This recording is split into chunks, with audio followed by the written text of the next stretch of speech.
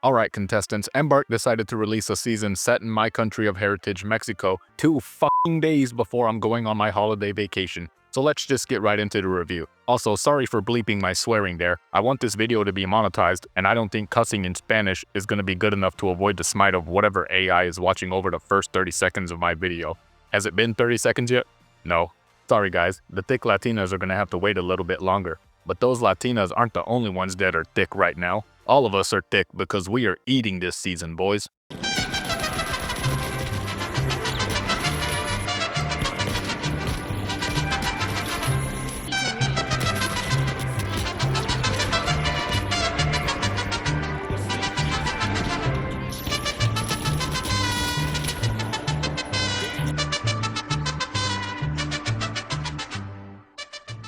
Alright boys, it's been 30 seconds. Here's those thick Latinas I was promising, because unfortunately the season set in Mexico is seriously lacking in thick Latina representation. Also, I'm trying to bring up my video engagement numbers, so I'll keep sprinkling these ladies in throughout. Let me know what you think. But now that you've unpaused the video after those pictures made you give in to those devilish temptations and spend some time on that one website, you know the one I'm talking about. Let's go over season 5 feature by feature. We got a new map set in Bernal, Mexico, which, even though I'm Mexican, I'm not gonna pretend to know anything about. My family is from Nuevo Leon, and they never mentioned the place. And when you look the town up on Google News, the first article that shows up is talking about the fact that they added it to the finals, so that should tell you how eventful that place is. But to be honest, I can see why that's the top article, because this map is a banger. It's a pretty faithful recreation of the city from what I can tell, but I can't tell you much about how it plays cause I played enough to get gameplay for this review, and now I'm making it. I do like that they tried out some experimental things, like this one platform that's indestructible and rotates while going up and down. The Peña de Bernal being in the background is also pretty neat. My first impressions are that the map is pretty good, but I got some bias due to my heritage. Despite what contestant Loadout's episode 9 says, I am, in fact, Mexican. Although when I was walking the streets of Mexico in the finals, I couldn't help but notice that we don't have any elote stands, street taco stands, tios walking around selling ice cream, and once again, no thick Latinas. Come on, Embark. Thick Latinas are like top 3 things Mexico is known for, alongside tacos and coke. Alright, I'm gonna stop myself right there because I know that video reviewer is looking for a reason to demonetize me right now. But listen, Embark, you want to maintain your teen rating, so I understand. You can make up for the lack of thick Latinas by adding a throwing knife chancla skin that makes your contestants scream like an angry abuelita every time they throw a knife.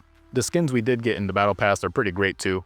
There's a lot of great skins based on Mexican culture, like a Dia de los Muertos skin, luchadores, and some Aztec skins as well. There's even a jalapeno flamethrower skin and even some axolotl skins, which actually taught me that these things are native to Mexico. And considering that axolotls kinda look like frogs using a little too much of that booger sugar, yeah, it makes sense. Also, I swear to God, if I see one of you running the Aztec helmet with the samurai outfit, I'm probably gonna laugh because it looks pretty goofy. We also got some more sponsor-based skins that you can choose by signing up with a specific sponsor. First off, we got the Squid Game coming back from last season, just in time for Squid Game 2. But I still ain't signing up with you, homie.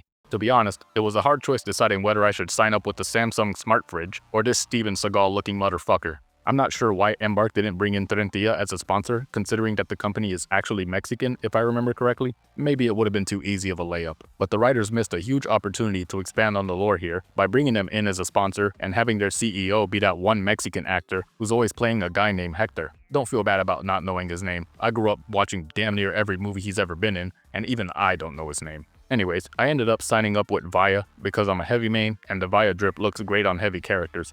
But even though I searched far and wide, there was not a single thick Latina skin to be found. So let's just move on to the other stuff they added, such as the 2 new weapons and gadgets. First off, the medium class got a triple barrel shotgun called the Cerberus 12 gauge, based off of the Chiapa triple threat in real life. It's a solid shotgun, and because the medium class is Embark's favorite child, this shotgun also lights people on fucking fire. But don't get too excited if you're a medium player, because we got something else for you that you're not gonna like nearly as much.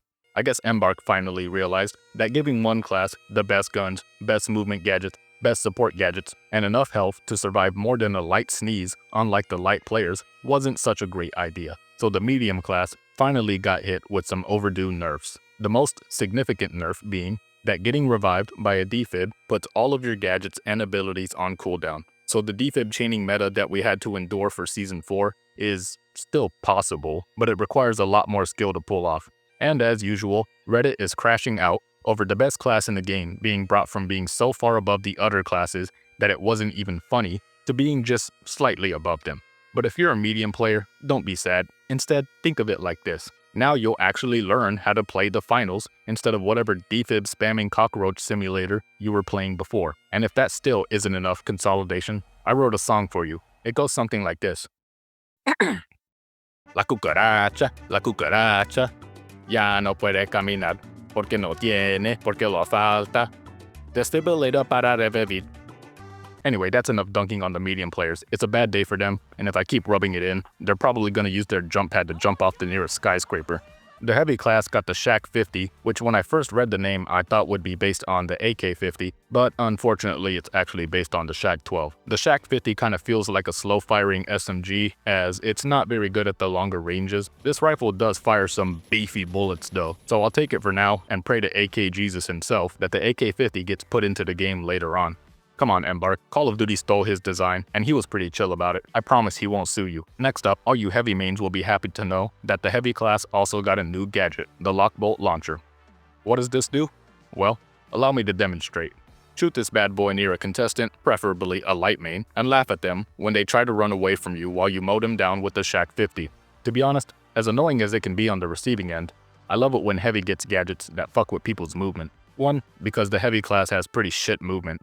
And 2, because it's funny when you're the one using it, which lately I've been doing a lot of. I'm quite the expert at making sure nobody gets to use their legs in the finals. No weapons for the light mains this season though. Crimea River, you guys already had more weapons than everyone else. But you guys did get another gadget that you can use to annoy the hell out of everyone. The Gravity Vortex allows light players to set up a temporary singularity in the arena and fuck the whole house up, like my dad did when he was 8 cans of Modelo deep and pissed off that the taco truck wasn't open at 4 in the morning. This gadget is a much needed crowd control gadget for the light players. That kind of ruins everyone's day, unlike the stun gun which completely ruins one person's day.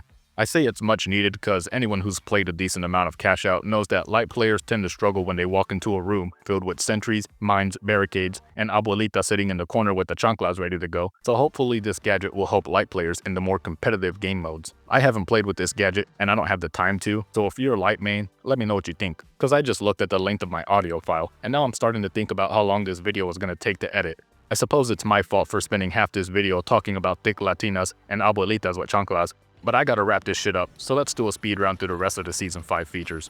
First off, we got clubs in the game, which you can use to help find some teammates if you play a lot of solo queue like me, and often get paired with teammates that make you contemplate using a Chiappa 12 gauge to blow your fucking brain. Next up, we have a snowball fight event coming up, and I'll probably miss it cause I'll be on vacation, so you guys make sure to have fun. They updated the quick cash spawns to work the same way they do in Power Shift, and now you can change your loadout anytime you die in that mode. I imagine they want to make the mode more casual, but I doubt this will stop the guys who haven't seen the sun since the beginning of Season 1 from infesting everybody's matches. If you're on PS5 or Xbox Series, whatever fucking letter of the alphabet they're on right now, you can play at 120 frames per second, assuming Kyoto isn't being, well, Kyoto. And if for some reason you love the performance of Kyoto, you'll be happy to know that you can make it even worse by playing the brand new PlayStation 4 version of the finals. I mean seriously, just look at how great it runs. In all seriousness, I don't know how the PS4 version plays, and I'm not going to use my PS4 to find out, because I don't want to get charged with domestic terrorism after my console accidentally turns into an IED. Last but certainly not least, Embark finally put a jukebox in the game, so that you can listen to all of the banger soundtracks they've released so far, including the Season 5 soundtrack, which is so good that I'll be listening to the soundtrack on my cross-country drive. But because I haven't let you guys bask in the glory of the Season 5 soundtrack yet, I'm gonna flash one more thick Latina on the screen for you and let Embark play us out of this video. Season 5 of the finals gets the Hyperborean Mexican seal of approval. I gotta hit the road, but thank you guys for watching and have a good one.